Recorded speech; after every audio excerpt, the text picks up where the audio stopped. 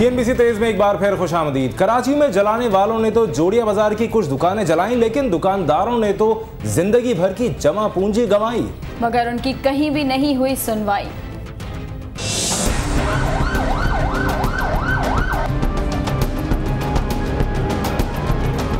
कराची में सिंध मोहब्बत रैली के मौका पर होने वाली फायरिंग, जलाओ घेराव और कत्लो गारत का ज़्यादातर निशाना आम शहरी बने। जहां 10 से ज़ायद अफराद हलाक, 30 से ज़ायद ज़ख्मी हुए, वहीं लोगों की इमलाक को भी नुकसान पहुंचा।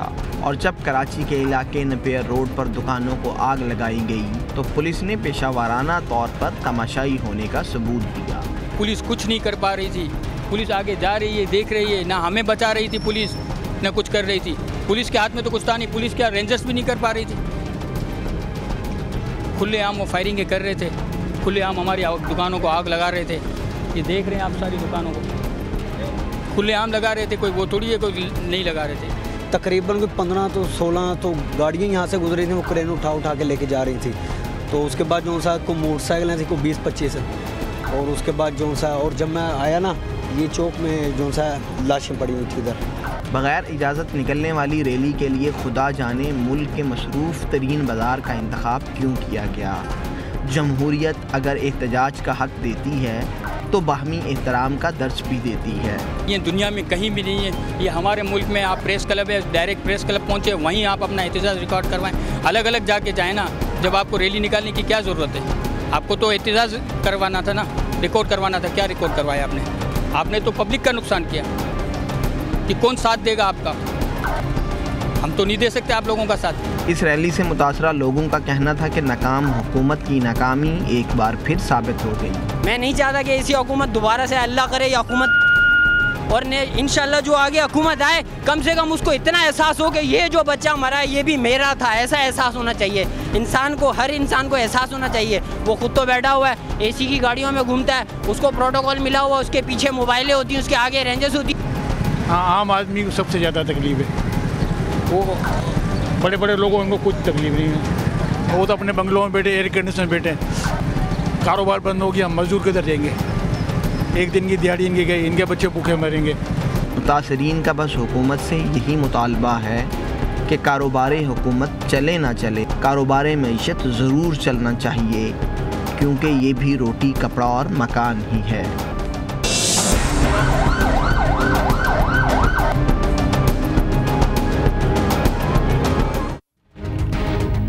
लाहौर में लगाते थे जो IPL क्रिकेट मैचों पर सट्टा, पुलिस ने खोल दिया उनका कच्चा चट्ठा। तफसीलात अदनान निसार की इस रिपोर्ट में। लिटन रोड के इलाके में पुलिस ने फतेह शहर रोड पर वाक़या एक मकान में मुखबर की इत्तला पर छापा मारा तो वहां इंडियन प्रीमियर लीग के क्रिकेट मैचों पर बड़े पैमाने पर सट्टेबाजी जारी थी। पुलिस ने वहां मौजूद पुलिस एहलकार हैदर अली समेत नुमान, आसिम, कासिम और हसन को गिरफ्तार कर लिया, जो अरसा दराज से क्रिकेट मैचों पर सट्टा कर रहे थे। आया किसी ने खाया, कोई जीत गया, कोई हार गया, फिर अगले दिन आके पेमेंट मिल जाती थी। 5-10 हज़ार से ज़्यादा वाले गाहक नहीं थे हमारे पास। वो जितनी बेटे करते थे उतना यानी कि बढ़ता जाता था। पुलिस ने मुबैना सट्टेबाजों के खिलाफ मुकदमा दर्ज कर लिया। रेड पे ये 5 कस हैं, ये इनको गिरफ्तार किया। इनके कब्जे से टेलीफोन, रिकॉर्डर, डिश, टीवी कब्जे में लिए हैं। जो बुक है जिस पे ये रेड करते हैं और रिकॉर्डिंग मौजूद है जो ये बुकिंग कर रहे हैं, को पकड़ लिया, अरेस्ट किया, कार्रवाई कर रहे हैं इनके खिलाफ। पुलिस का कहना है कि आइंदा चंद रोज में शुरू होने वाली श्रीलंका और पाकिस्तान की क्रिकेट सीरीज में सट्टेबाजों को रोकने के लिए मजीद इकदाम किए जा रहे हैं। अदनान निसार, CNBC पाकिस्तान, लाहौर। IPL 5 में होने वाले तनाज़ात ने लीग के मुस्तकबिल पर लगा दिए हैं कई सवालिया निशान। पैसे की रेल पेल और ग्लैमर से भरपूर IPL तनाज़ात के भंवर में फंस चुकी है। लीग के मुस्तकबिल के बारे में भी तज्जियाकारों ने चमगोइयां शुरू कर दी हैं। IPL ने जहां भारतीय अवाम को अपने शहर में जकड़ रखा है, वहीं उसमें होने वाले फड्डों और गैर कानूनी पार्टीज ने पुलिस की दौड़ें भी लगवा दी हैं।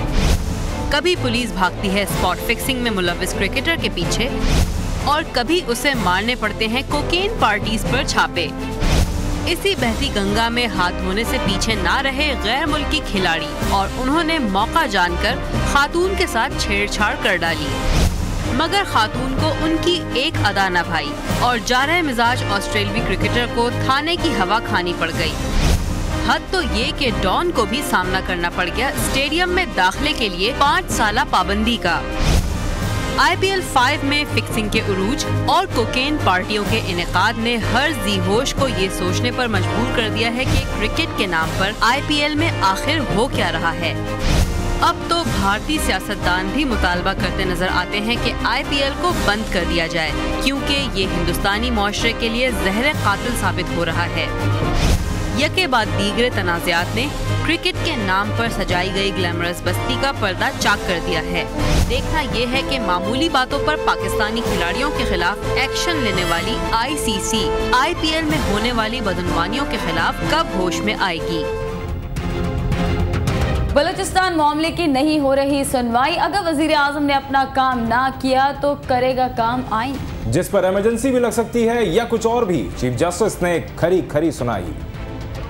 बलूचिस्तान में अमन व अमान और लापता अफराद से मुताल्लिक केस की सुप्रीम कोर्ट कोयटा रजिस्ट्री में समाअत के दौरान रिमार्क्स देते हुए चीफ जस्टिस का कहना था कि वजीर आज़म को अपने मनसब के मुताबिक तवक्कुआत पर पूरा उतरना चाहिए।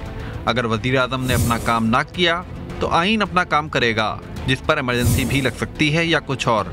अदालत में वजीर आज़म के प्रिंसिपल सेक्रेटरी खुशनूर लाशारी और सेक्रेटरी दिफा नरगिस सेठी के अलावा दीगर हुक्काम भी मौजूद थे। चीफ जस्टिस ने खुशनूर लाशारी को मुखातिब करके कहा कि बलूचिस्तान में अबतर सूरत हाल है और आइन के मुताबिक कोई एक्शन नहीं हो रहा। उनका कहना था कि कानून नाफिज करने वाले इदारे ISI, MI और FC पर लोगों को लापता करने और लाशें फेंकने का इल्जाम है। चीफ जस्टिस का कहना था कि बलूचिस्तान की सूरत हाल पर नोटिस के बावजूद कोई जवाब नहीं दे रहा। हुकूमतें आती जाती हैं, हमें मुल्क को बचाना है और अगर ये वक्त हाथ से निकल गया तो मुल्क संगीन सूरत हाल से दो चार हो सकता है। वजीर आज़म के प्रिंसिपल सेक्रेटरी ने अदालत को बताया कि हुकूमत ने आगाज़ हुकूक बलूचिस्तान पैकेज शुरू किया, जिस पर चीफ जस्टिस ने कहा कि आप सूबे भर में चले जाएं और वहां देखें कि तरक्की की क्या सूरत हाल है। जिस घर में आग लगी हुई है वहां पहले आग बुझाते हैं या फिर मुरम्मत होती है। जस्टिस खिलजी आरिफ ने एडवोकेट जनरल को मुखातिब करके कहा कि हम बलूचिस्तान के मसले को कैसे हल कर सकते हैं, ये मुल्क का अहम तरीन मसला है। उनका कहना था कि बलूचिस्तान में लगी आग पर हम अपने हिस्से का पानी डाल रहे हैं।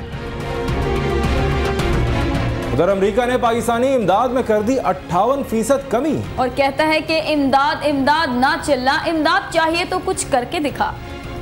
अमेरिकी सेनेट की एक कमेटी का हुआ इजलास, जिसमें सबका हुआ इत्तफाक कि सन 2013 में पाकिस्तान को जो दी जाएगी इमदाद उसमें 58% लगा दिया जाए शगाफ, और ये एलामिया भी कर दिया जारी कि अगर पाकिस्तान ने नेटो सप्लाई लाइन की ना की बहाली तो माली इमदाद में की जा सकती है मजीद कमी।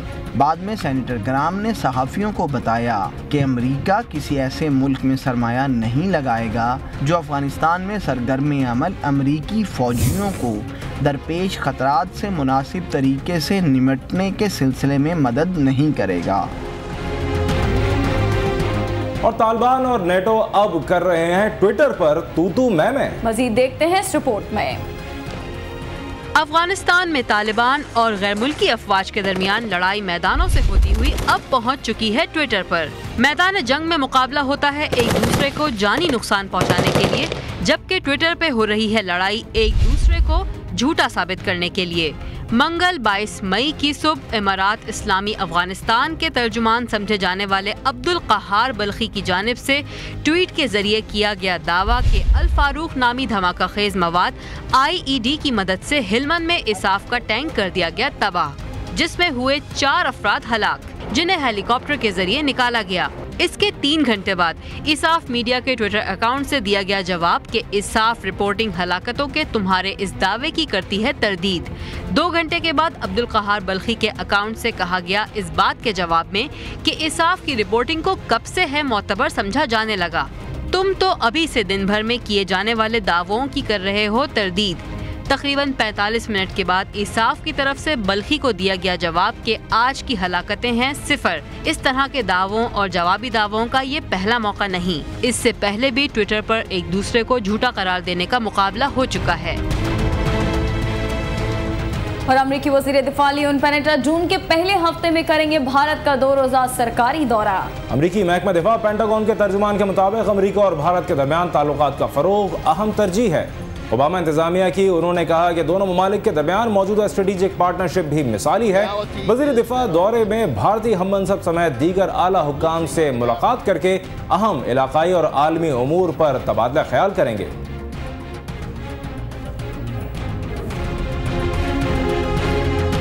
तुर्क वज़ीर आज़म ने पार्लियामेंट के मुश्तरका इजलास से किया खिताब तो वज़ीर आला पंजाब शहबाज शरीफ ने खिताब के बाद फिर जिक्र छेड़ दिया अली बाबा 40 चोर का। नाज़रीन, ये अली बाबा 40 चोर का किस्सा है क्या, आइए जानते हैं। लूट मार का बाजार गर्म हो और यहाँ इस्लामाबाद में अली बाबा 40 चोर बैठे हों और हम खामोश रहें। अली बाबा 40 चोर बैठे हों, अली बाबा 40 चोर बैठे हों।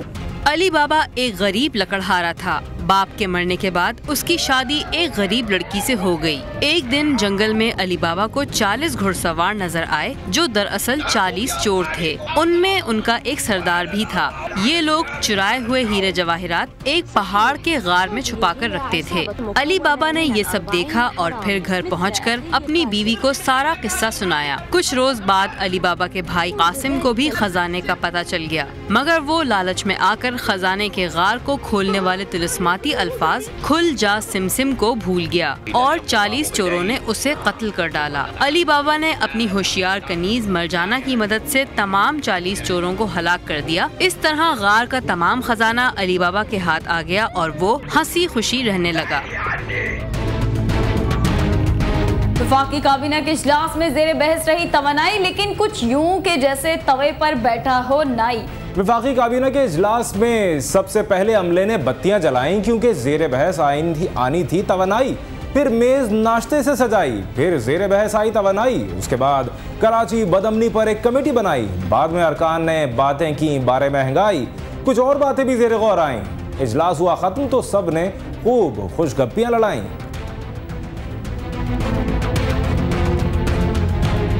कौमी क्रिकेट टीम के दौरा श्रीलंका की तैयारियों के सिलसिले में आज खिलाड़ियों को दिए जा रहे हैं लेक्चर। शेड्यूल के मुताबिक आज दिन है आराम का, लेकिन बोर्ड ने खिलाड़ियों के लिए लेक्चर्स का किया है एहतमाम, जिनमें खिलाड़ियों को जहनी कारकर्दगी बढ़ाने के साथ साथ खेल और कवानीन से मुतालिक दिए जाएंगे मुफीद मशवरे। शेड्यूल के मुताबिक जुमेरात और जुमे को खेले जाएंगे 2 T20 प्रैक्टिस मैच। कौमी क्रिकेट टीम 28 मई को होगी श्रीलंका रवाना।